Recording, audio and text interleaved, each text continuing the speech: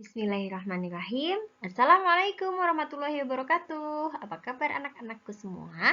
Semoga kita semua selalu dalam keadaan sehat. Amin. Kembali lagi di sini bersama Butia dalam pembelajaran matematika kelas 8. Hari ini kita di bab statistika dan kita akan membahas atau mempelajari tentang menganalisis data penyajian. Oke, sebelum kita mulai pembelajaran kita hari ini, marilah kita sama-sama membaca basmalah terlebih dahulu. Bismillahirrahmanirrahim. Ya, kita masuk ke statistika. Nah, kita akan mengenal nih istilah-istilah yang ada di dalam statistika. Sekarang, apa itu statistika? Statistika adalah ilmu yang mempelajari cara-cara pengumpulan, penyusunan, penyajian, dan menganalisis data serta cara mengambil kesimpulan yang logis, sehingga dapat diambil keputusan yang akurat. Nah, untuk statistika ini, contoh dalam kehidupan sehari-hari yang menggunakan statistika itu misalkan saat pesta demokrasi, pilkada atau pilpres atau pilkades dan lain sebagainya. Nah, itu kan biasanya nanti sebelum pemilihan pasti akan ada kira-kira nih yang menang nanti pasangan A, pasangan B, atau pasangan C. Nah, mereka itu berkata seperti itu, bisa menyimpulkan, bisa memberikan opini yang akan menang siapa itu berdasarkan apa? Ya, berdasarkan data.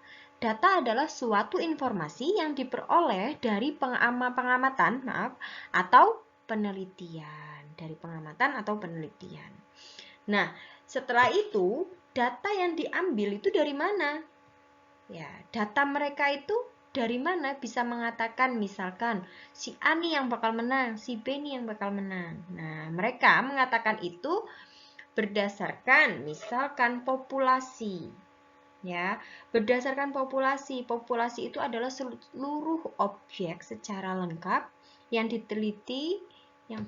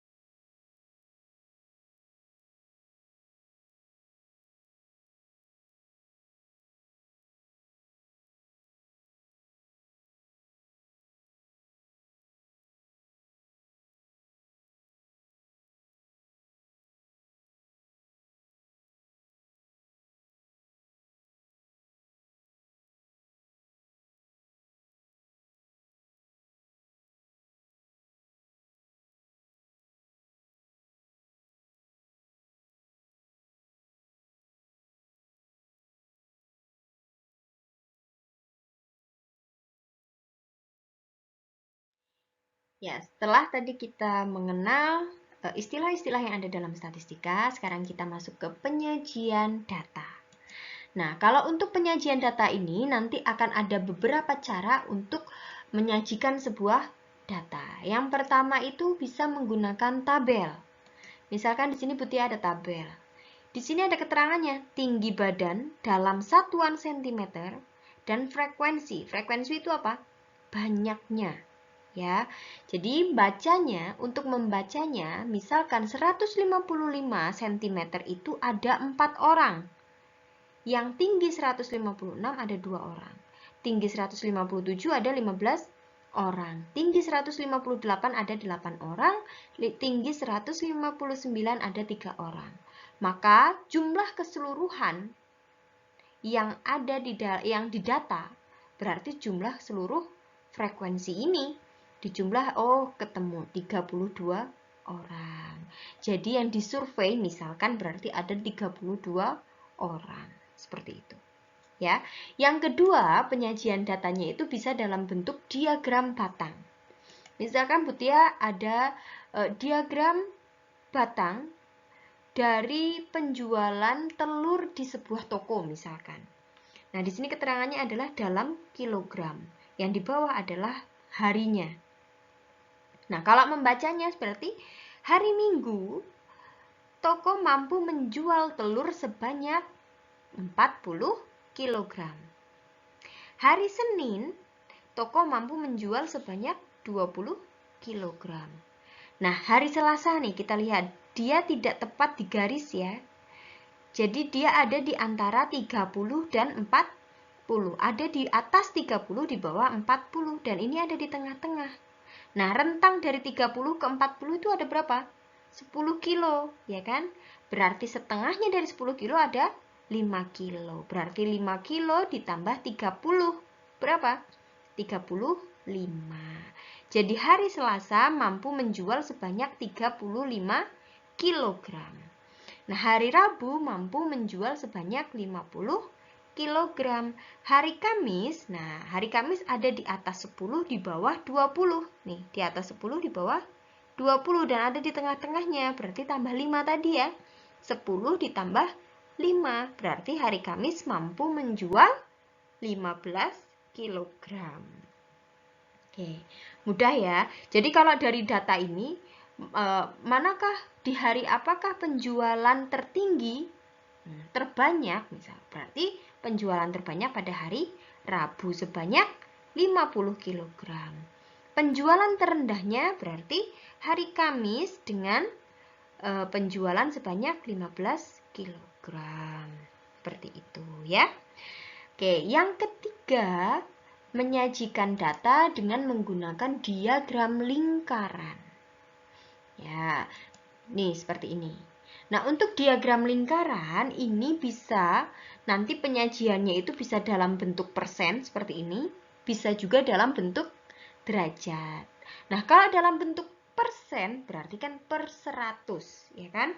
Per 100, maka jumlah keseluruhan persen ini dalam satu lingkaran ini, maka harus 100%. Ya, dalam satu lingkaran ini harus 100%. Dari sini ada 30% ditambah 15% tambah 10%, di sini ada 20%. Berarti ini berapa ini? Nah, 100 dikurangi jumlah persen yang diketahui. Nih, yang berat 43 kg, misalkan ini berat badan siswa ya. Yang berat badan siswa 43 kg itu ada 30%. Nah, berarti 30% ini dari jumlah keseluruhan siswanya.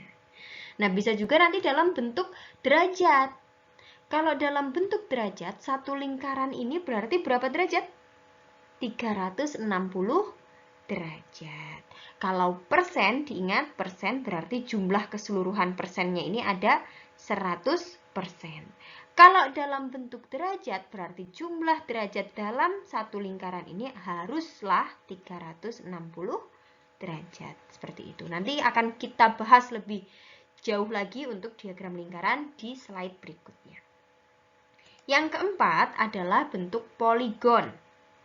Ya, nah, bentuk poligon ini hampir sama dengan diagram batang. Hanya saja bentuk poligon ini ditandai dengan titik, titik, titik, titik, ya, titik, titik.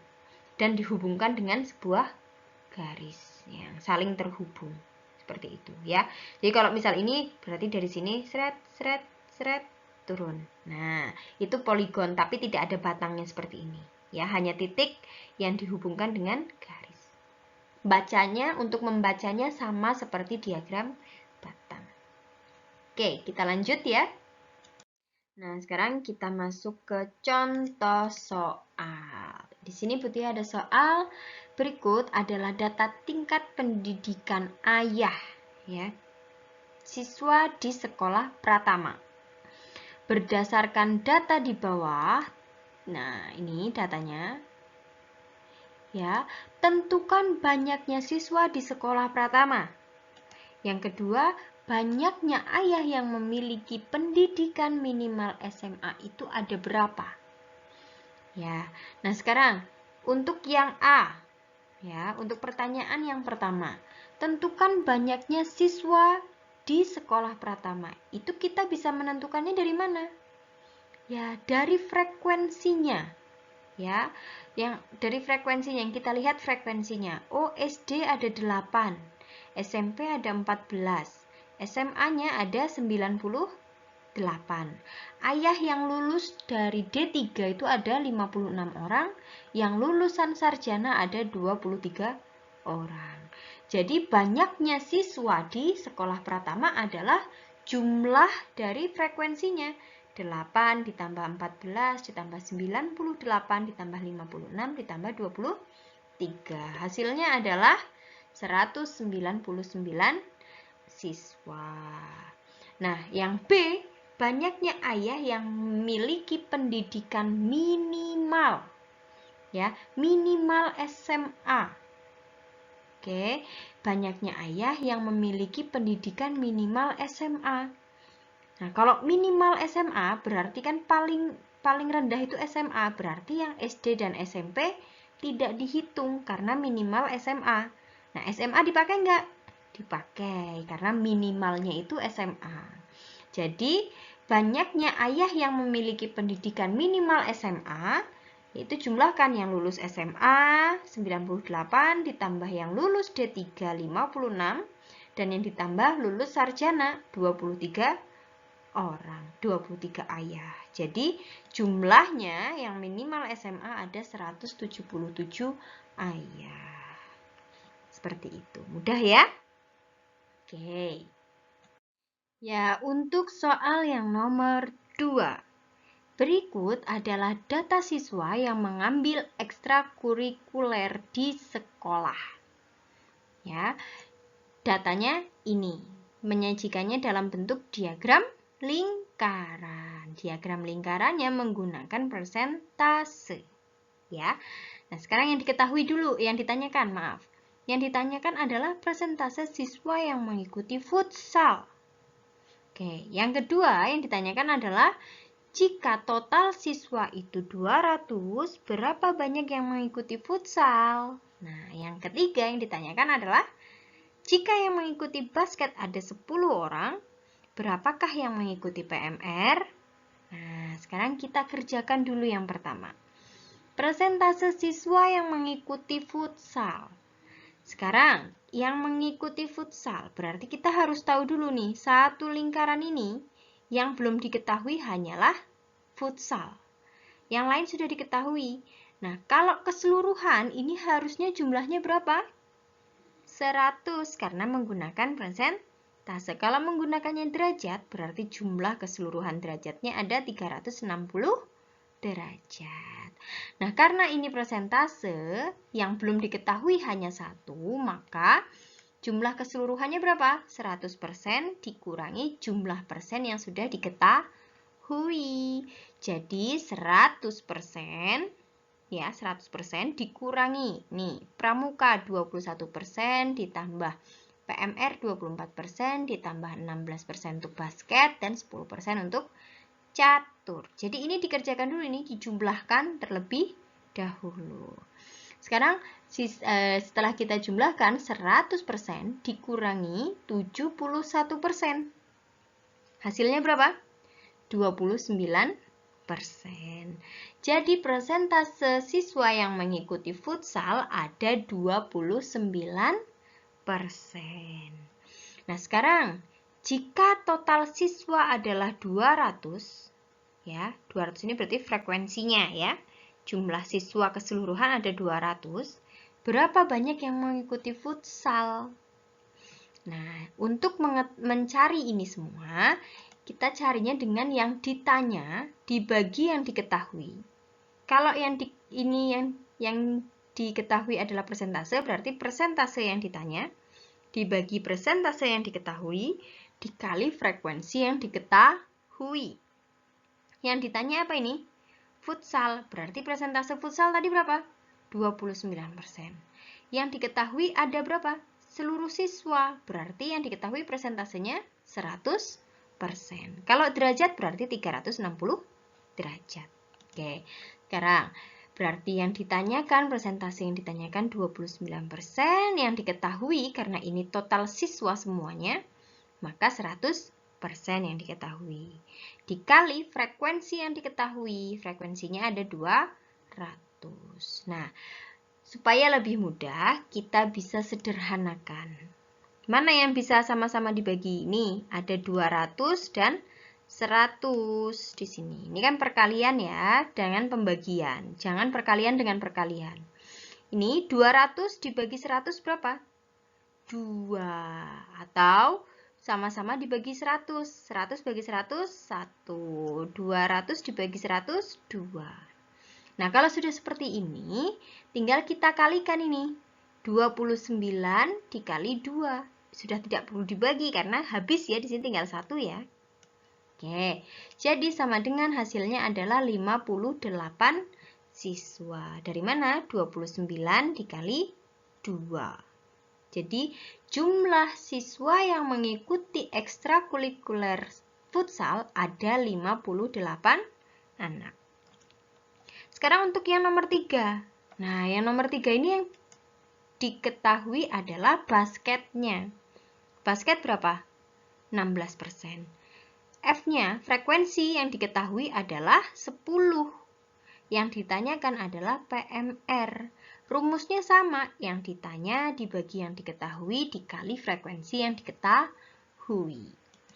Nah, sekarang yang di presentase yang ditanyakan adalah PMR. Berapa PMR? 24%.